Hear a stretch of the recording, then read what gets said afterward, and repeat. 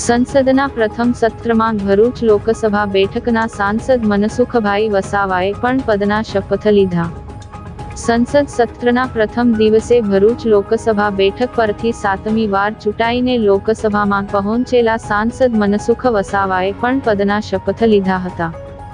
સંસદ સત્રના પ્રથમ દિવસે લોકસભામાં નવા ચૂંટાયેલા સાંસદોને શપથ લેવડાવવામાં આવ્યા હતા।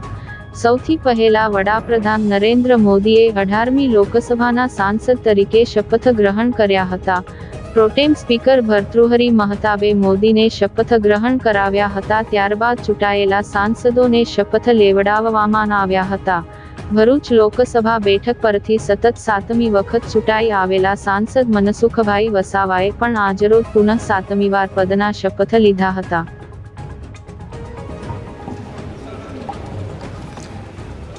मैं मनसुख भाई धनजी भाई वसावा